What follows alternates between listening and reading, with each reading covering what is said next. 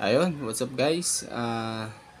Welcome ulit sa ating YouTube channel, Discarding Kuya Akoy.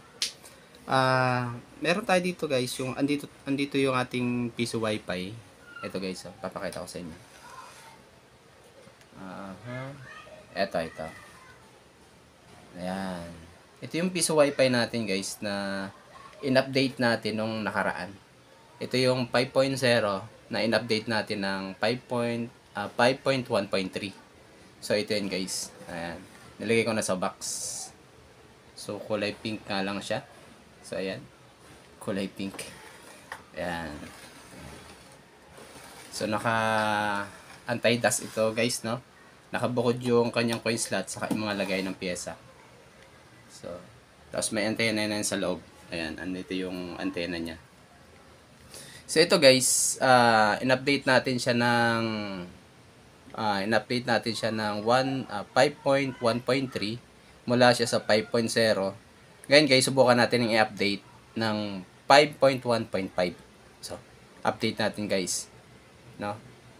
Tatanggalin lang natin tong kanyang bubuksan natin to guys. Itong lagayan ng pyesa niya. Sasaksakan natin ng RG45. By the way guys, naka bilan, naka 5B5. So buksan muna natin to guys. Tapos buhayin natin. Tapos try natin update siya ng 5.1.5. Buksan muna natin tong piso wifi natin. Naka lang to guys, naka screw. So kung itong pintura natin guys dito sa piso wifi, ipa-final coat pa natin to. Kulay pink. So ayan, natanggalan natin yung mga screw. Ayan, pwede na natin itong buksan. So ngayon, yan. So yan. Ito nyo guys, yan. Ito yung laman ng ating piso wifi. 5B5, orange Pi 1. Simple lang. So, itong 5B5 na to, nakabila na to. So, ito yung orange Pi 1. Hindi na ako naglagay ng exhaust. Pero bala ko maglagay pa rin ng exhaust. Kahit yung ating orange Pi 1 ay may sariling fan. So magandang ganito guys, may case. Kasi maganda sa orange Pi 1. Tapos hindi siya nadudumahan. So yun lang, ito lang yung setup natin. Ngayon ilalagay natin to ng cable. Tapos try natin i-open natin siya. Alright. So kuha lang ako ng RG45. So ito yung line cable. Yung line cable natin, pwede natin siya idaan dito. Ito mga butas dito sa loob, sa likod. Yan. Yan, tapos kita nyo ba? Tapos dito sa ilalim papunta dito sa loob. So ayan na. Ito na yung dulo ng ating LAN cable, RG45. Ngayon ilagay natin siya sa kahit saang port. Kasi yung mga port na to, hindi siya naka AP mode. So, kahit saan port dyan, pwede yan. So, lagyan natin siya sa port 2. Okay? Yan, naka, na yung para sa internet natin, no? ISP, pupunta sa Converge. So, saksak natin siya. Lagyan na natin. Yan, yung ating piso wifi.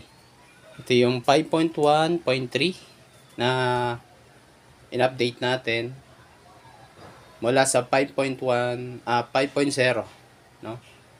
In-update natin siya ng 5.1.3. Tapos ngayon i-update natin siya sa 5.1.5. So tingnan natin muna, kunin natin yung cellphone kung na-open ba yung portal. Connect tayo sa ating piso wifi. Since nasa kuko ko guys, madumi yan kasi ako ng motor. Ayan o. Aking mga motor. Gumawa ako ng motor eh. Yan. Ito Colin piso wifi. Ito. Blurred. Ito. 5G. So naka dual band kasi yung ating Connected. Ayun. Labas yun sa portal.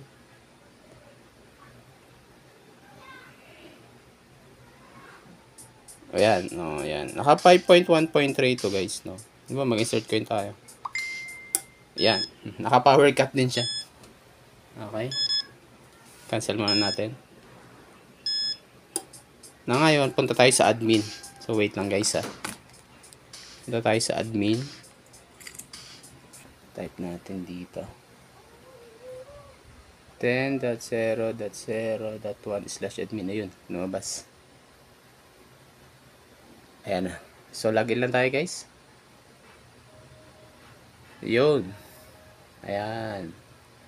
Ayan. So, ito yung ating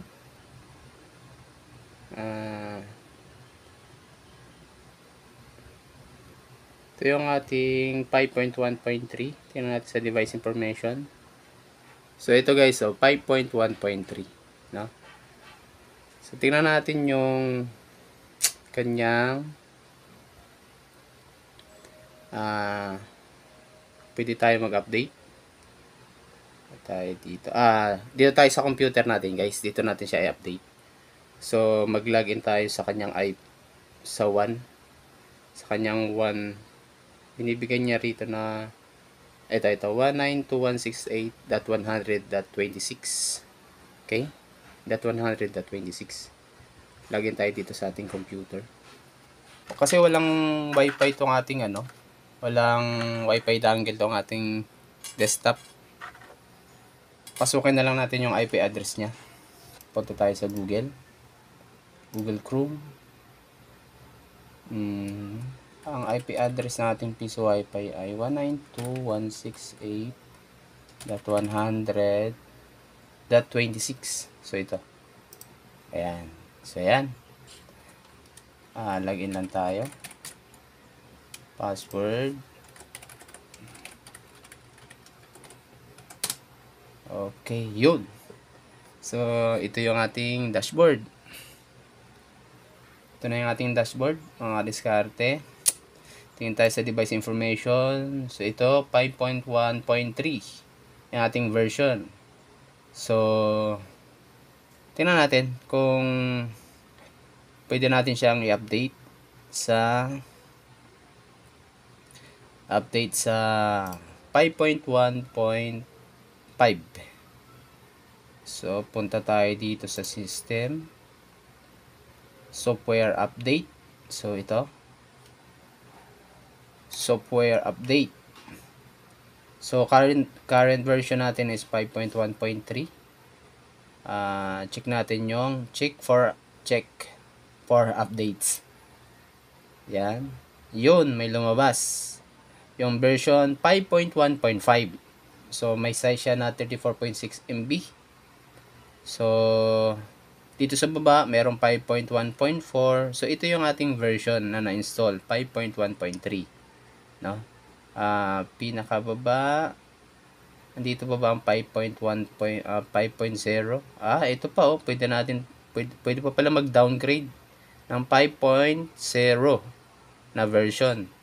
So, dito na tayo sa updated na version, 5.1.5. So, ito. Supported niya ang new plugin sa eCash payment, fixes captive portal, team reset itself, fix machine, static IP not working. Kayo na magbasa nito guys. So, install natin siya. Click lang natin to. Okay, are you sure you want to install version 5.1.5? Install. So, wait natin siya, no? Naglo-loading siya ngayon, guys. So, marami tayong nababasa sa sa page ni Ado, na medyo marami pang bugs yung 5.1.3. So, marami siyang comment na review dito sa 5.1.5, which is maganda. Maganda daw to na sa light version 5.1.5. So, na-install na natin guys. Na-download na natin to. Ang kailangan lang dito ay i-reboot yung machine. Software updates downloaded successfully. Please reboot the machine to install new updates. So, reboot natin. Restart. Okay. Ngayon, dito tayo sa hard restart. Click. Okay, hintayin natin yung system na mag-restart. So magre-restart ito guys. Yan natin sa ating piso wifi. So ayan. Hintay lang natin siya. So dito, refresh natin kung mabalik na ba. Wala pa rin.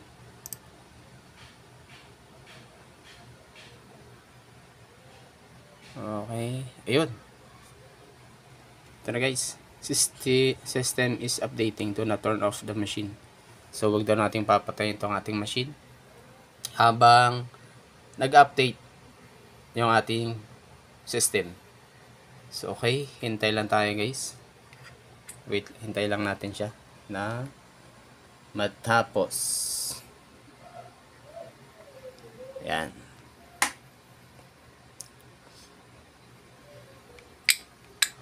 Ito pala guys, marami akong mga ano dito. Ay, sorry.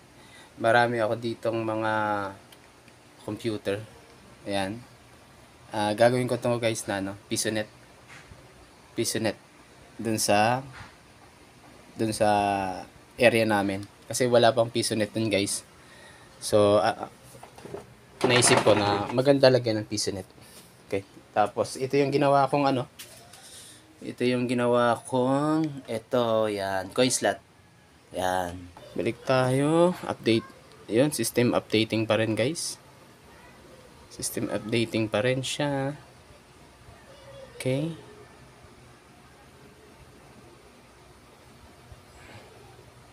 Hintayin lang natin, no?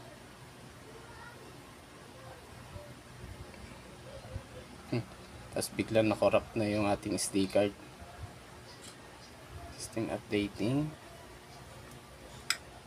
Refresh natin. Refresh. Ayun, system is starting up. Booting na siya. So, hintayin lang natin siya, no? Yan. Ito yung box natin mga kadiskarte. Ayan. Ito yung lagay ng mga pyesa. Ayan. Sinsya nasa kuko ko talaga. Madumi. Tingnan natin. System is starting up 1%. Oh, 15% na siya. So, ito yung box natin. Nakabukod yung mga lagay ng pyesa at nakabukod din yung coin slot. Kaya 100% anti-dust itong ating ano. So, yun. Okay na. Okay na guys. Na-update na natin yung piso wifi natin. No? Ito na yung version natin. 5.1.5 Lite version. So mabilis lang mag-update guys. Mabilis lang yung update. Okay? Refresh lang natin. Ito yung ating dashboard. Yan yung ating dashboard. Katulad din naman siya ng ano, 5.1.3 yung dashboard niya. Ang pinagkaiba nito yung mga cash, GCash, mga ganyan. No? Yan. So, yun. Okay na to guys. Hindi ko na kayo i-walk through dito sa kanyang dashboard. Kasi halos parehas lang siya sa 5.1.3. Okay? Device information. So, ayan. Ayan. Yung ating 5.1.5 Lite version na. Yung ating piso wifi. Okay? Ngayon, try natin maghulog dito sa ano. Baka pagka-update natin, hindi na nahuhulugan, try natin maghulog. Okay? Ayan. Connected to sa ating portal, no? Ito tayo sa portal niya. So, yan. Oh. Ba't ganun? Nag-iba. Nag-iba yung ano niya. Refresh lang natin to. Okay. Refresh lang natin. Saan guys Refresh. Yan. Off muna natin yung wifi. Tapos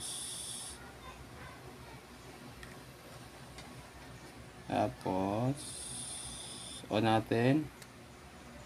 Okay na. Hanapin natin yung piso wifi natin.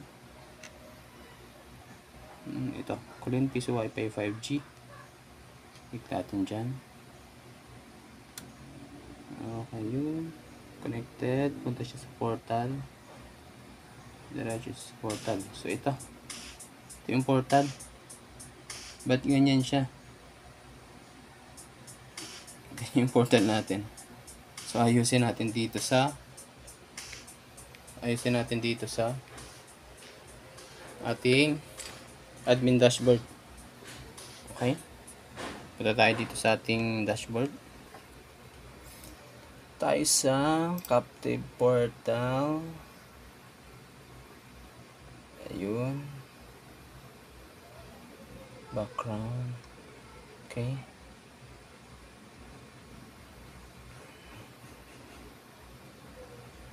Saan ba yun?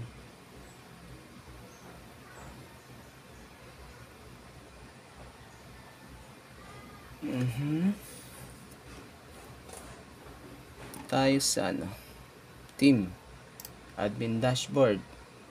Okay, ito yung ating admin dashboard. Dark mode.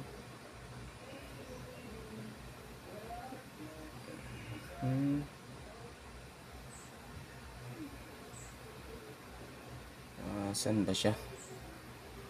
Dito sa hardware, database, schedule, payment portals, advanced vendor, session settings, Captive Portal, code editor. Okay, history, variant. Dito. Yan. Dito sa variant, no? Default. Naka-default yung ating reset lang natin siya. Reset yung themes. Okay. Okay. Na-reset na natin siya. One team compilation in progress. Tayo sa empty background image, pop-up banner. So ito yung banner, no? Ito yung pop-up banner, no? Ayan. Yan na lang natin tong banner, pop-up banner. Yan na lang natin to. Erase natin. Yan. Erase. So yun, wala na siyang, save lang. Okay.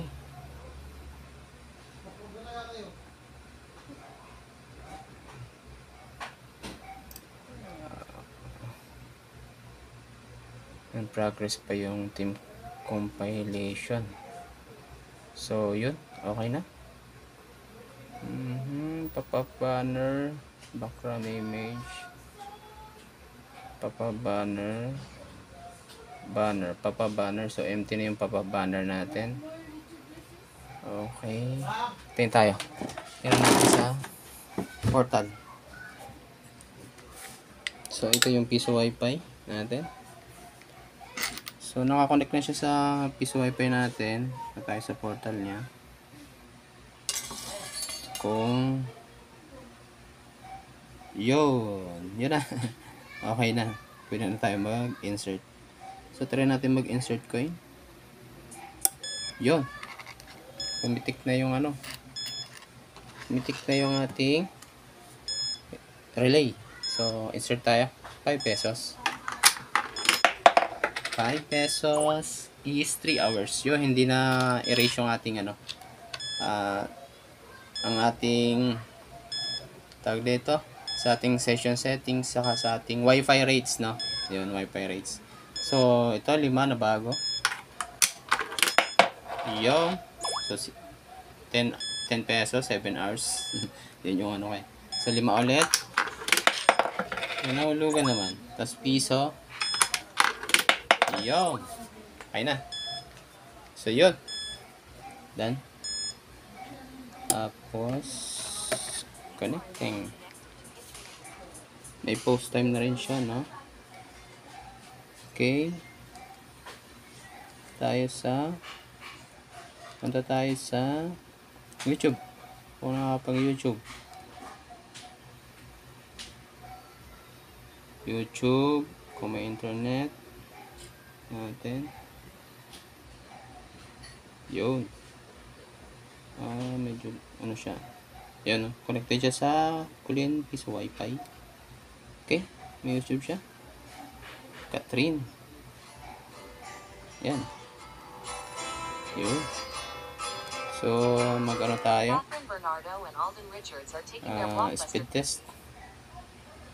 Speed test. Speed test tayo.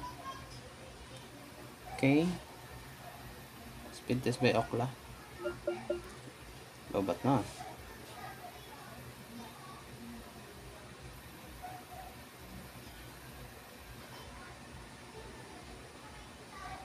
Yun. Continue on web. Continue tayo sa web. So, yan. Test natin. Go. Speed test tayo.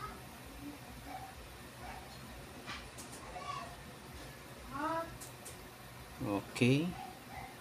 Yun. Yun. May speed test tayo sa download ng nasa 4 Mbps. 4 Mbps. Ngayon, tayo dito sa ating mahiwagang computer. Punta natin yung bandwidth. Hindi pa natin siya na tayo sa set network. And then bandwidth limiter. Ayun, naka 4 Mbps pala talaga siya. Okay. So, ang 1 megabyte is 1,000 kilobytes. Ito yung conversion niya, no? Dati, sa 5.0, ang 1 MB is 1072. Ngayon, 1,000 na siya. So, gamitin natin dito yung use global limit as bandwidth limiter for user. Try natin to. Check natin yan. Save changes. Yes lang. Okay. So, yan, naka-global bandwidth limiter tayo. Try natin ulit mag-speed test. Ito tayo sa ating cellphone. Okay. Try natin siyang wait lang. Sana yun? Tayo. Okay. Ito tayo sa Google. Speed test ulit tayo. Speed test by Okla. Tara natin kung nabago na yung yung kanyang bandwidth limiter niya. Okay, continue on web lang. So go. Tara natin kung nabago na. Kung na-reset niya na yung limit, bandwidth limit. So, yun. Okay, nabago niya na, no? So, mabilis, no? Yun, pumalo ng yan, nasa 89, 90, 89 Mbps ang download. Okay. Alright. Yung ping niya is 23. Pwede na. Okay, yun. Na-adjust na natin yung bandwidth limiter niya. So, accurate naman yung 5.1.5.